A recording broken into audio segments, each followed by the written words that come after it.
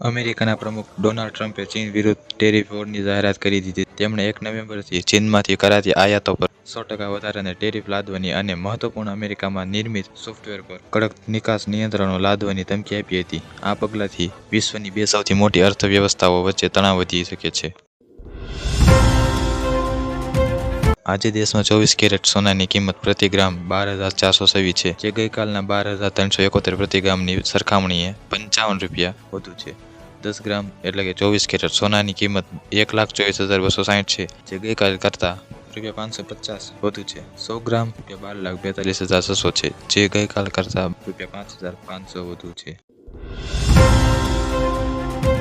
કપાસના બજાર ભાવની વાત કરીએ તો ગઈકાલે તારીખ 10/10/2025 શુક્રવારના રોજ રાજકોટ માર્કેટ યાર્ડમાં કપાસના બજાર ભાવ ₹1,221 થી ₹1,560 સુધીના બોલાયા હતા.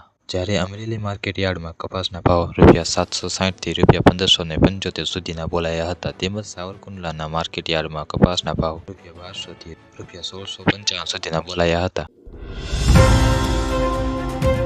પ્રધાનમંત્રી નરેન્દ્ર મોદીએ શનિવારે બપોરે દિલ્હીમાં ભારતીય કૃષિ સંશોધન સંસ્થા ખાતે ₹35,440 કરોડની બે મુખ્ય કૃષિ યોજનાઓ શરૂ કરી હતી. તેમણે ₹11,440 કરોડની પીએમ કઠોળ ઉત્પાદન મશીન યોજના અને ₹24,000 કરોડની પીએમ ધાન્ય કૃષિ યોજનાનું ઉદ્ઘાટન કર્યું.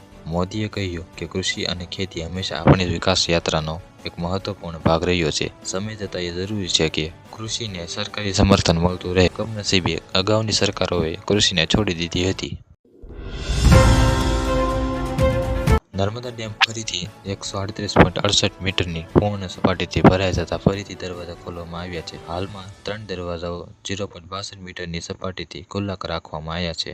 નર્મદા ડેમની સપાટીમાં 6 દિવસથી 1 સેમીનો ઘટાડો થયો હતો, પણ ફરીથી પાણીની આવકમાં વધારો થવાથી ડેમની સપાટીમાં વધારો થયો છે. આરબીપીએચ અને દરવાજાઓ મળી નદીમાં 57,000 ક્યુસેક પાણી છોડવામાં આવી રહ્યું છે. કેનાલમાં છોડવામાં આવતા પાણીની માત્રા 20,000 ક્યુસેક કરવામાં આવી છે. 2017માં નર્મદા ડેમ ખાતે 30 દરવાજાઓ લગાડવામાં આવ્યા હતા.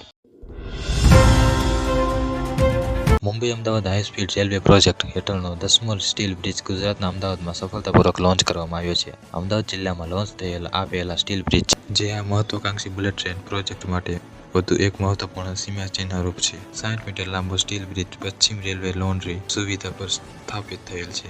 આજ માટે આટલું. જો તમને વિડીયો ગમ્યો હોય તો વિડીયોને લાઇક કરી દેજો, ચેનલને સબસ્ક્રાઇબ કરી બેલ આઇકોન ઓન કરી દેજો. મળીએ નવા સમાચારની અપડેટ સાથે. ધન્યવાદ.